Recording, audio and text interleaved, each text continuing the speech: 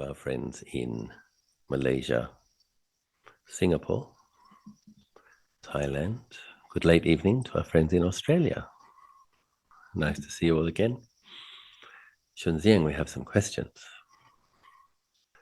Dear Ajahn, I have observed in some situations where there seems to have been a genuinely gifted spiritual teacher who inspired and trained his students to some significant degree. Yet at the same time, there also seems to have been some very unethical behaviour, repeated affairs with several students, and frequent use of intoxicants, etc. I am confused as to how this is possible. So, yes, interesting question.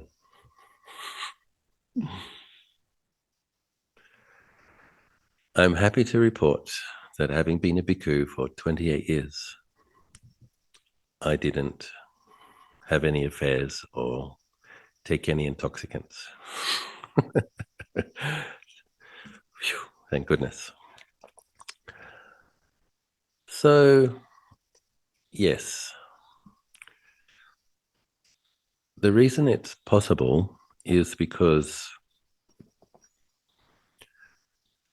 well, the mind is a very tricky thing, and kilesa is powerful.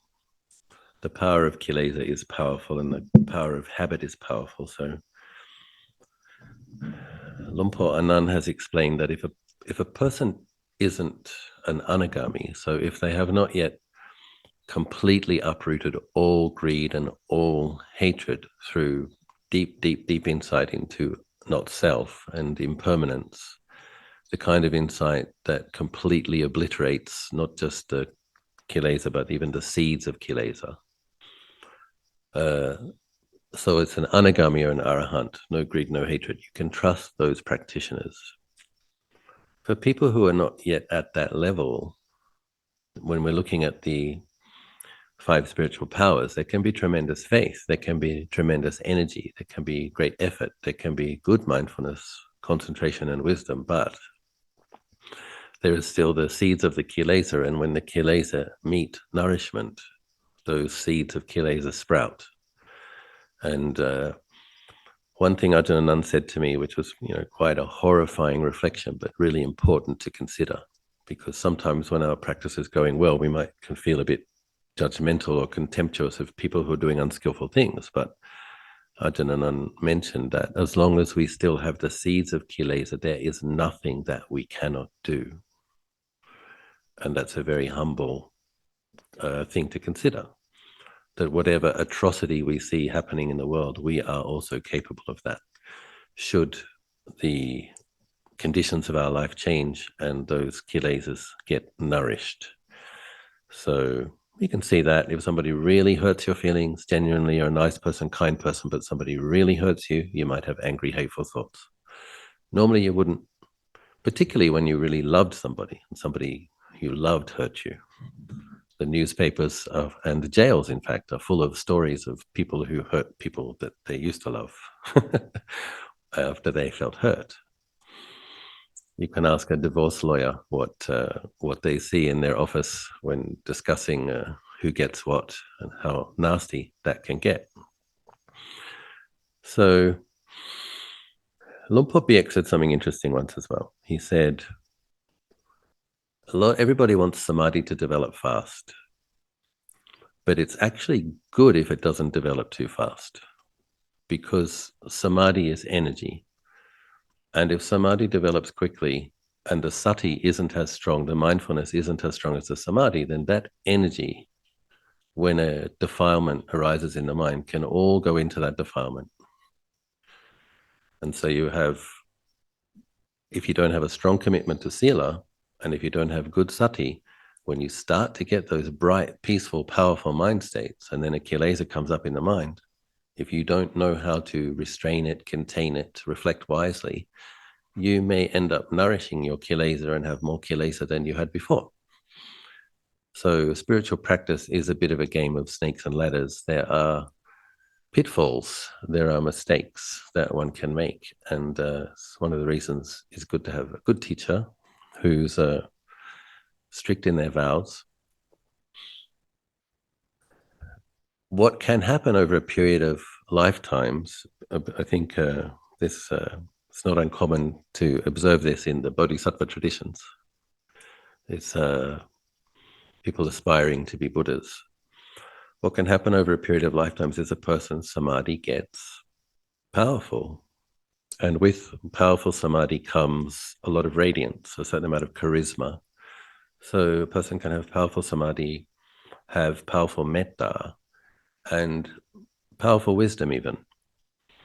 And so such a practitioner can teach well, can be radiant. A person can feel inspired and moved in their presence. But all teachers, as we mentioned, who are not yet anagamis, if the seeds of kilesa are there, they can sprout. And then one problem that can occur is because if a person has samadhi that was built in previous lives that is quite powerful, is that when they do something unskillful, they can actually use their samadhi to suppress a feeling of remorse and conscience and make their mind bright again, and to continue to get up on the Dharma throne and give charismatic, wonderful, insightful teachings. And it becomes a bit of a kind of it can become a bit of a Jekyll and Hyde kind of thing where, and it's sometimes called spiritual bypassing, where a person becomes capable of being naughty, breaking precepts, justifying that, some kind of crazy wisdom practice, a way to teach the disciples. And but they can go back and do their chanting, their practices, their mantras, get the samadhi again, and the mind becomes bright again. What's occurring is they're tapping into the lifetimes of previous good practice where they really were virtuous, really were ethical, really did practice well. And but they're making fresh karma with the kilesa and making bad karma and confusing a lot of people. But it is possible for a person with a certain amount of parami, accumulated spiritual virtue from lifetimes, to teach well. And of course, they won't be, a lot of those relationships may have been wholesome.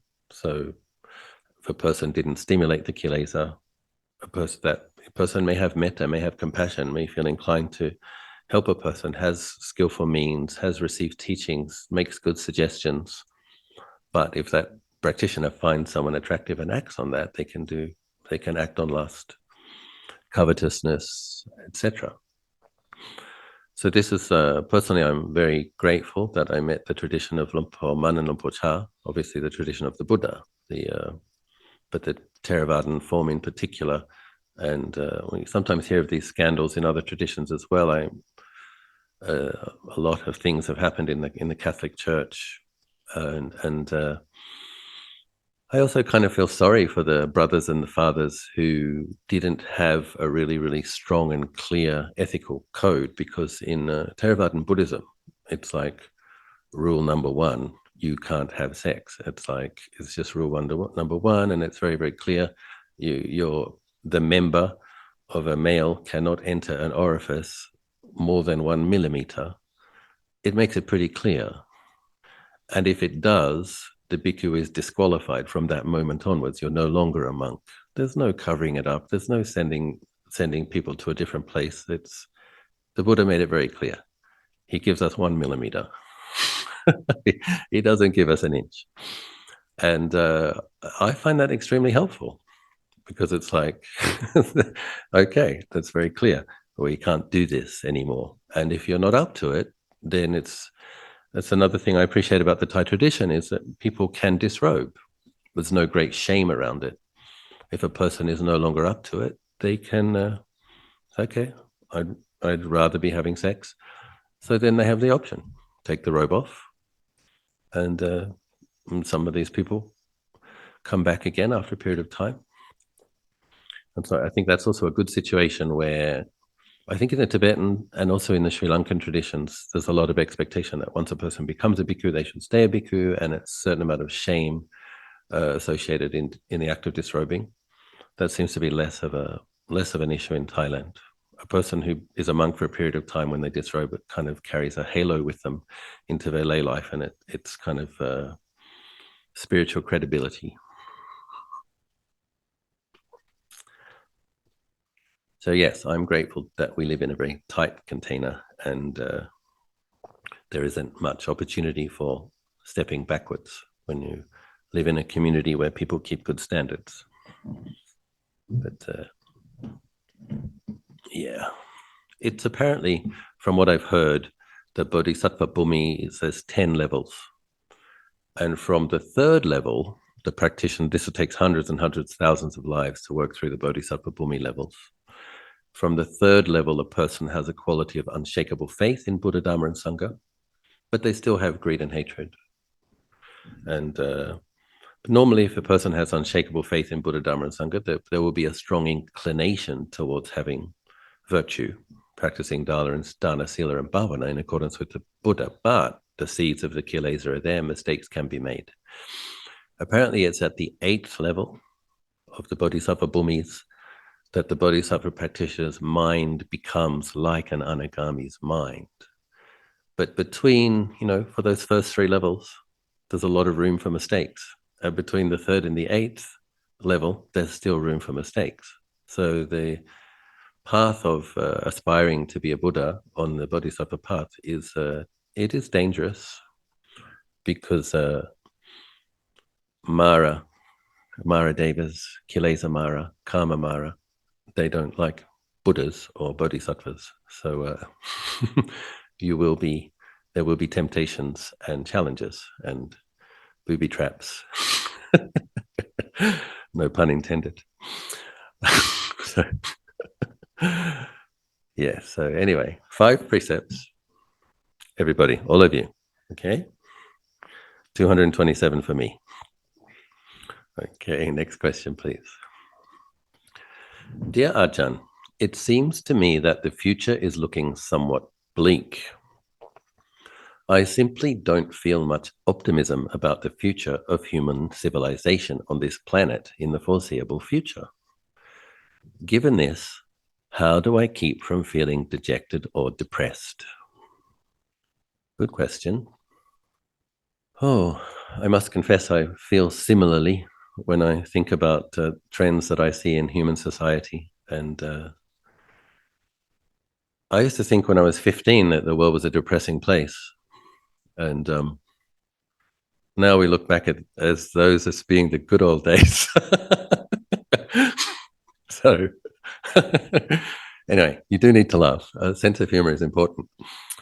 And we understand that this Buddha's dispensation came at the degenerating part of the eon.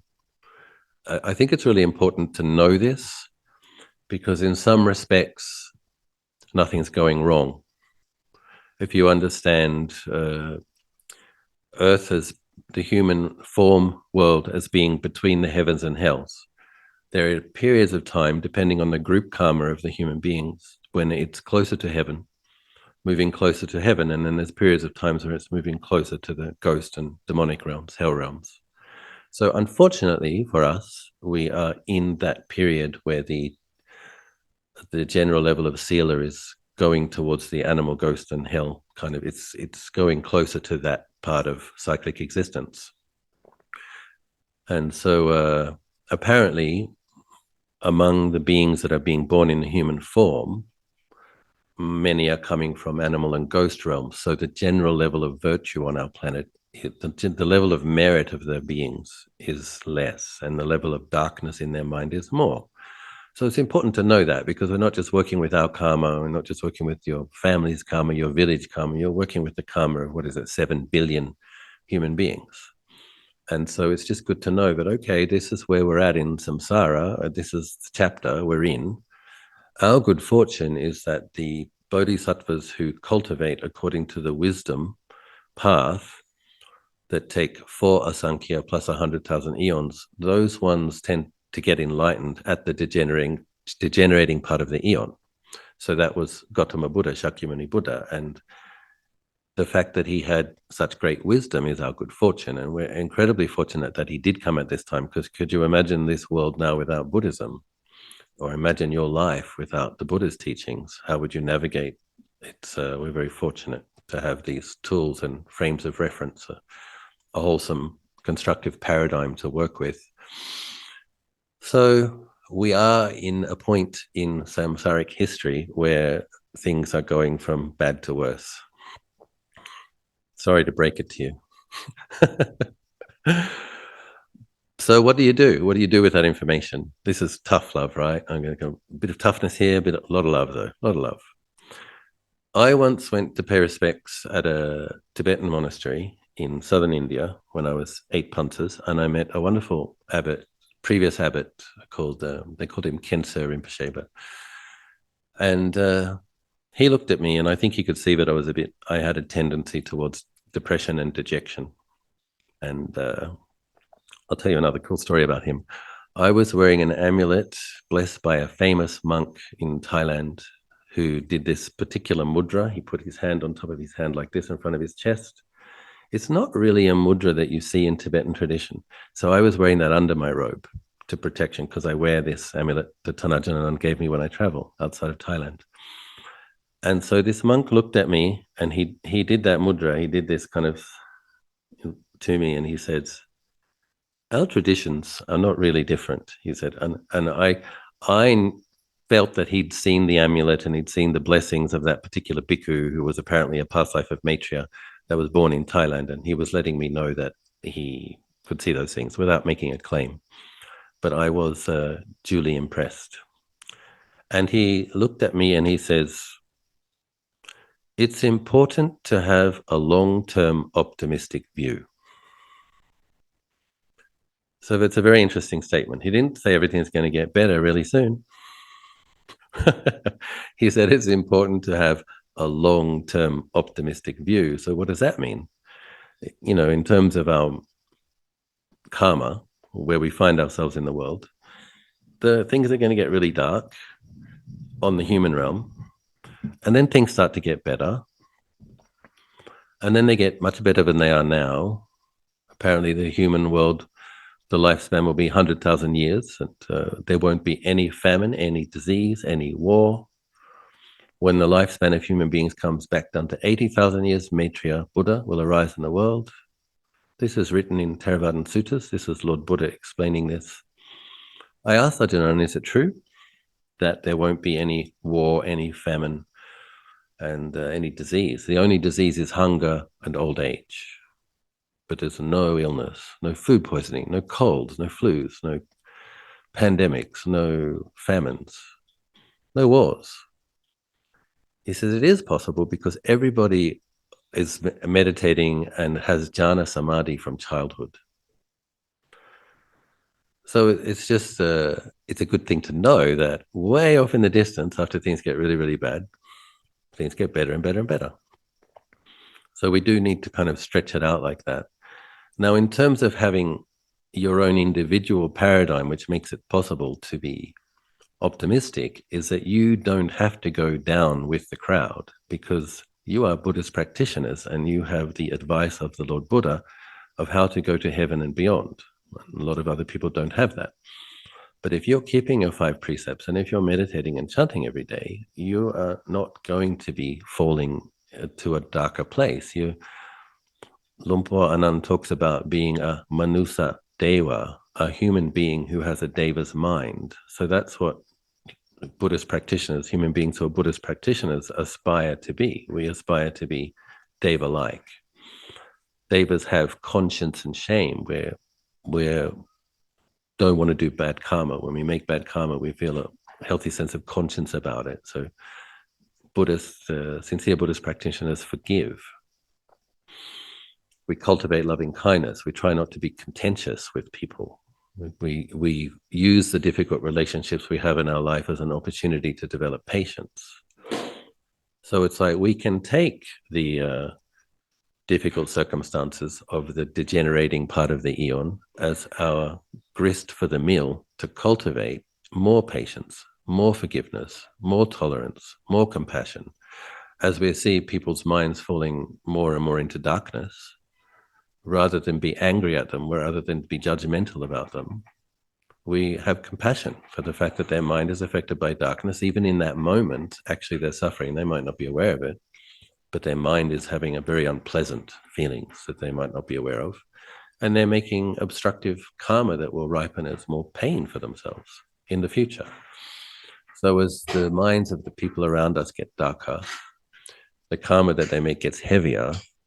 If we train ourselves diligently, we can experience more and more compassion. And compassion is a pleasant mind state. It's a Brahma Vihara. It's a divine abiding.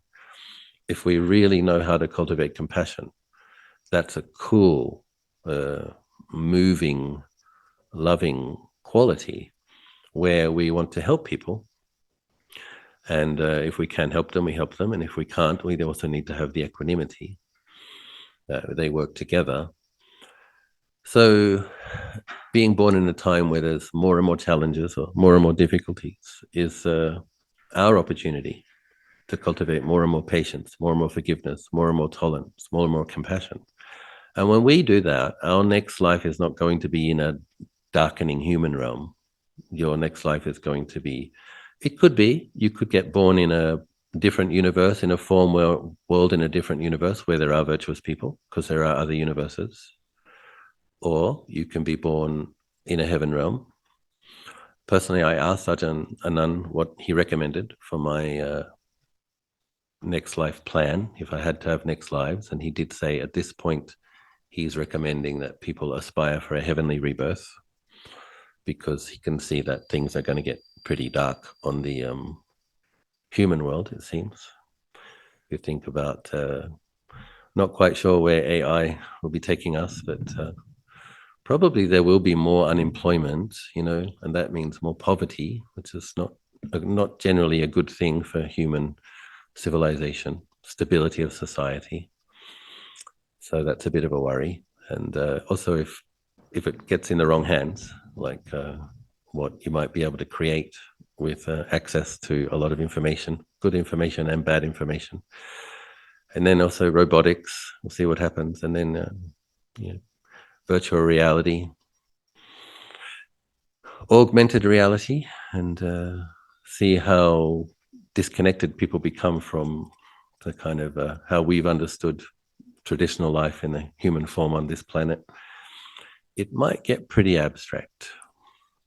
But in terms of us as Buddhist practitioners, we have the Buddha as our refuge. We have Dharma as our refuge. We have Sangha as our refuge. Well, practice Sangha as our refuge.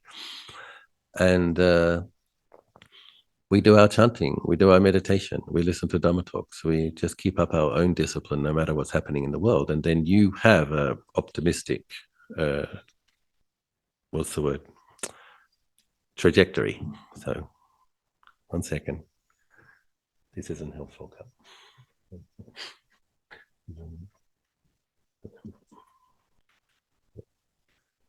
I've got 2 wrestling cats in the putting them outside.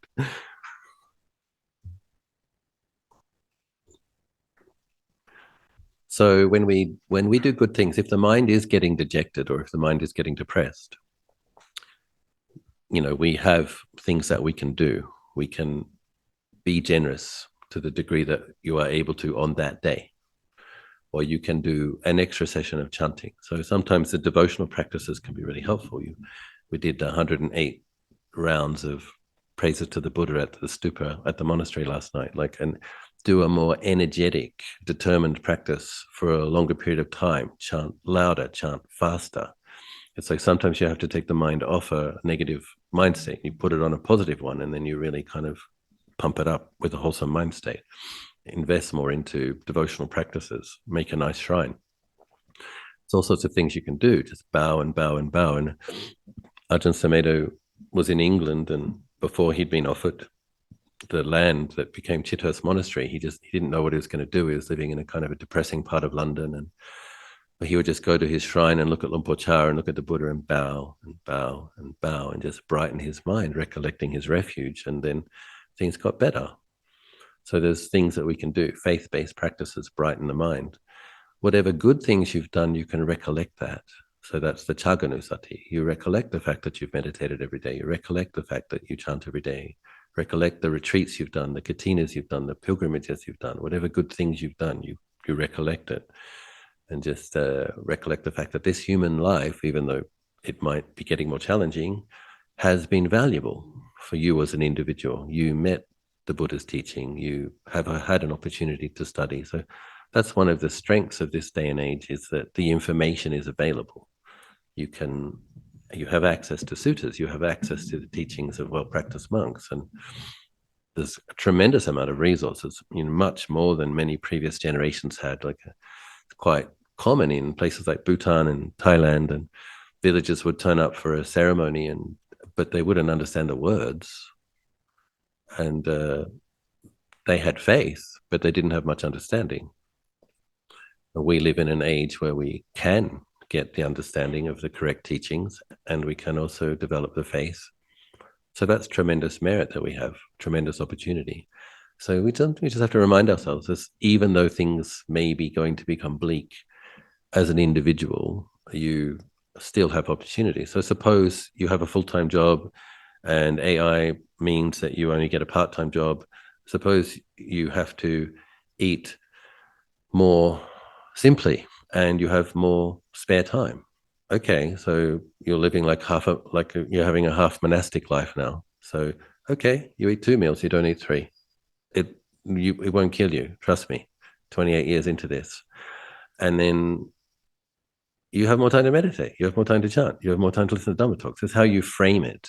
It's like, okay, maybe I can't live in this nice suburb. I've got less money. I have to move to maybe you have to move to a simpler place, a rural area. Maybe you have to downscale. But it's not necessarily a bad thing if you understand renunciation as a parami, as something that can be empowering your spiritual practice. Then okay, this is my opportunity. Now I have an opportunity to embrace renunciation, practice contentment with little, and meditate more, chant more, listen to more Dhamma, study more. So it's how we frame it. It might not happen. I could be wrong. Maybe everything's going to get better and better. You might all be going to become fabulously rich. I don't know. Your opportunities might get better and better. I hope so.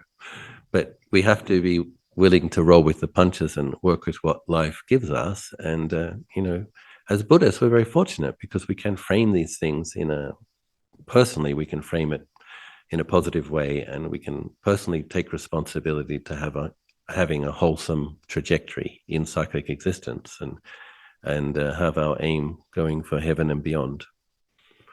So I hope something I said was helpful.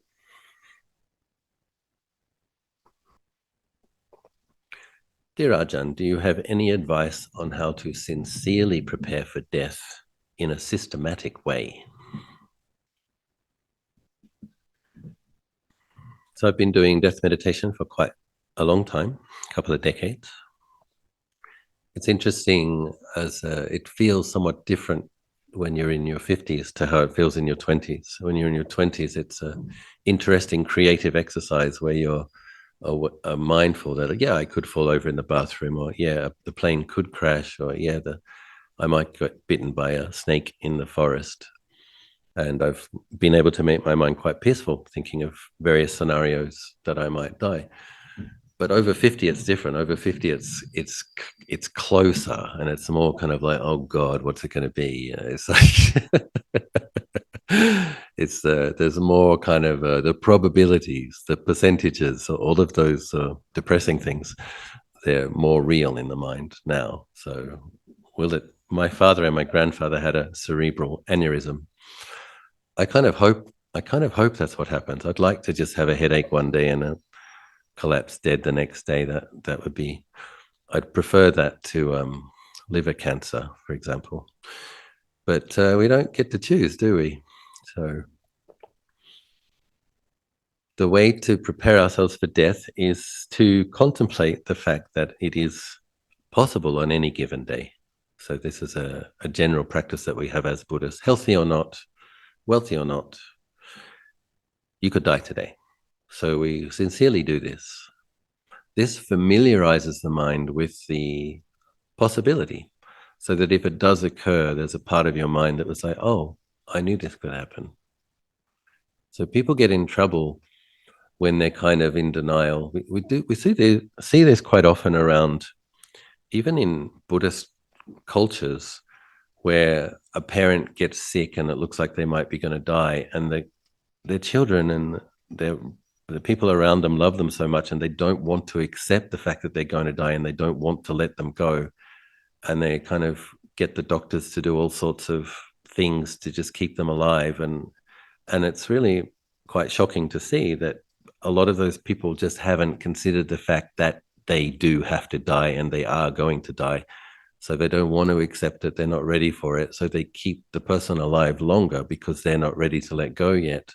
So this tendency that human beings have to be attached and to cling and to deny reality based in ignorance is very strong. Even it surprises me to see how common that is even in Thailand, that a person might have lung cancer and people can't eat anymore, but people are putting tubes in throats and tubes in stomachs and tubes up noses and keep them just alive on the bed covered in tubes for a few more months and spend hundreds of thousands of a lot of money doing it. People spend their entire life savings keeping a sick parent who's going to die anyway alive for 6 more months. It happens. So I think writing a living will is a good thing. If you don't want to be someone whose relatives, you don't want your relatives to do that to you, you can write that kind of thing, that you don't want a lot of tubes attached and that you want the body to take its natural course at such times. Because once you get into the medical system, it's kind of autopilot. Doctors and nurses in a lot of places will just do everything they can do to keep the body alive for as long as possible. So, but yes, we contemplate that we could die on any day. And so we do contemplate. Well, one of the ways to do that is just when you see in the news other people died, and there's that sense of this is something that happened to someone else, it's just to remind ourselves that could have been me. It could have been me that the car crashed into. It could have been me that was on that flight. It could have been me that got stabbed. It could have been me that the bridge fell on. It's just like that kind of humble acknowledgement of these horrible things that happen to other people. That could be me. This is the situation you live in when accidents happen, and depending on our karma, that could ripen on any day.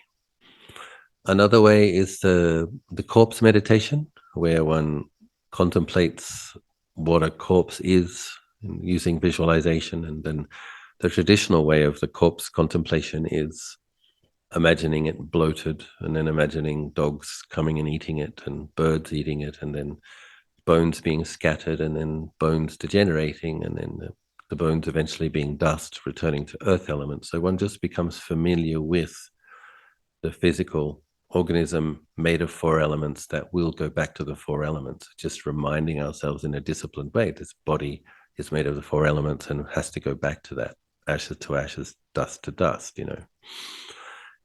There's another way in the Tibetan tradition that I've done some experimenting with that I've found helpful.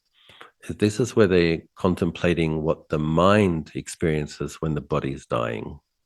And in that tradition, they visualize that consciousness lets go of earth element. So this is like an imagination exercise where you imagine that the body has died, it stopped breathing, and now consciousness is going to have to go to its next birth or to liberation, depending on how developed you are, the mind is. And so apparently when the mind lets go of the earth element, it experiences a bit like an earthquake, like the earth shaking. And so you kind of get a felt sense for that. And then it will let go of the water element, and there's a sense of coldness and of being buffeted around in a stream. And then apparently it lets go of the wind element, and there's that sense of being buffeted around by wind. And then it's letting go of the fire element, and one visualizes like fireflies, like lots of flames. And then that becomes one flame. And then the mind lets go of the fire element and experiences, according to that tradition, the blackness of ignorance.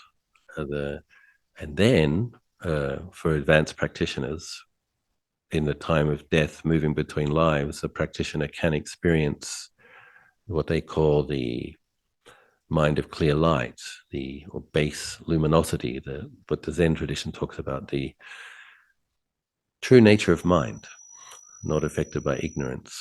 But so just kind of contemplating what would it be like. So if a person has the good fortune, relatively speaking, to have a slow dying process, when they actually know that the body is dying and they're conscious as the consciousness leaves, as the mind leaves the body.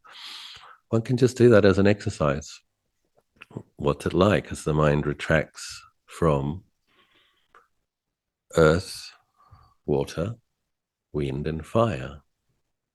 And then because there's rupa, the four elements, and then there's nama, mind. According to our karma, the mind then goes on to a rebirth. So yeah, one becomes familiar with the fact that that is what's going to happen. And it's good to, when we're doing these practices, to remind oneself that conventionally speaking, you've done this thousands of times before, because it's helpful to not be overcome by fear. It's helpful to have an attitude of interest when faced with this. Like, death could be interesting. It is interesting, actually. When you've been grasping at this body for as long as you've been grasping at it, what would it be like when the mind is letting go of it? Everything you've known, everything you've considered to be yours, you have to let go. Every experience that's made up this life, it's the past, you're leaving this life. What's that like? So one just asks those questions and considers that. And I think it's good to remind yourself. I've said this sometimes when I've been counseling people that were close to death, to just trust that they've done this before and they know what on an intuitive level, you know what to do. It's a lot of animals that wander off to the forest to be by themselves when they know they're going to die. They find a quiet place and just go off and die quietly. It's possible.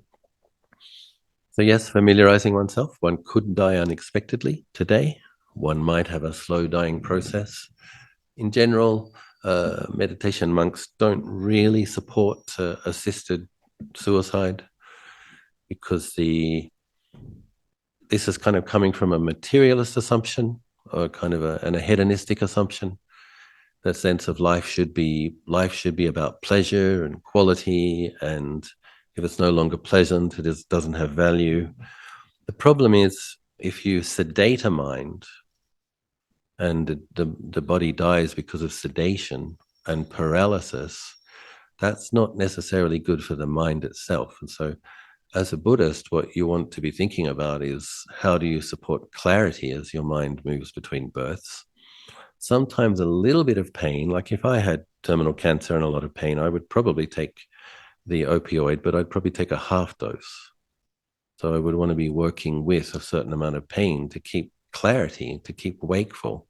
I wouldn't want to be completely stoned and sedated and opiated, because when consciousness leaves the body, it would be leaving in a sleepy, not very bright state.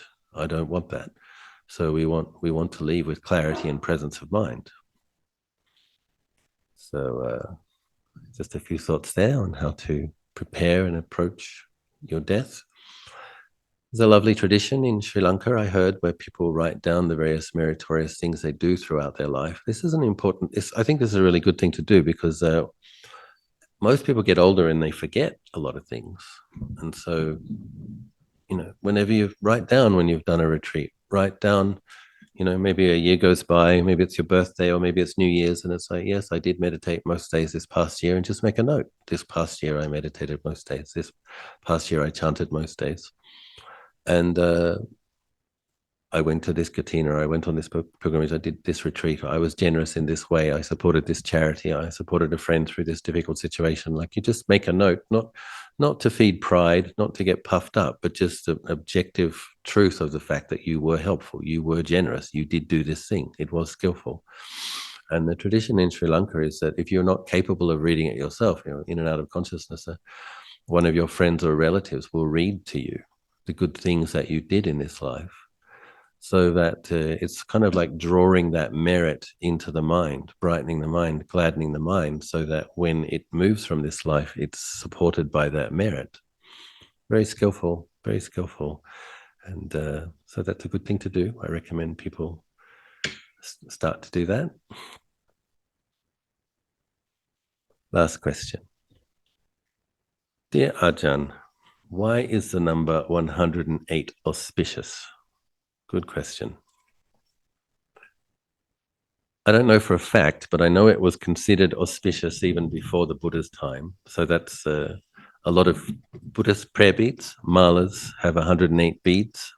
And in traditions where they accumulate thousands, tens of thousands, hundreds of thousands of mantras, in general, you would only count 100. One round is 100 because they consider there might have been some getting it wrong or some mumbling or some lack of clarity. So they'll count 100 out of every 108. But one theory is this. You have 6 sense bases, and you have pleasant, neutral, and unpleasant experiences that you can experience through your sense base. So that's eyes, ears, nose, tongue, body, and mind. So eyes, ears, nose, tongue, body, and mind, pleasant, neutral, and unpleasant experiences of the past. That's 36. 6 sense bases, pleasant, possible pleasant, neutral, and unpleasant experiences in the present moment, another 36. 6 sense bases, either pleasant or neutral or wholesome, in the future. Is it? Let me check my math. We've got 6 sense bases and possible. So what's that? 6 times 3. 18 only, isn't it? Oh, yes, of course. No. This is it. So it's 18, and 18 is 54, right? So that's all of your possible experience is in that number. Now add all other beings. That's another 54. Pleasant, neutral, and unpleasant experiences from the 6 sense bases in other beings is 18. Pleasant, neutral, and unpleasant experience of other beings in the present is another 18. Pleasant, neutral, and unpleasant of all other beings in the future is another 18. There's another 54. So 50. That number of 54 encompasses all of your possible experience, past, present, and future. The other 54 covers all the possible experience of all other beings. So within the number 108 is all possible experience of all beings, past, present, and future. So it encompasses everything. That's why it's auspicious. Anyway, it's one theory. It works for me. And why not put something positive into all possible experience for oneself and others? So on that high note, I think we'll leave it for today. Take care, everybody. Nice to see you. Nice sharing time with you. Bye-bye. Thank you, Thank you, Ajahn. Ajahn. Thank you, Ajahn. Thank you, Ajahn. Hello. Hello. Bye. Thank you.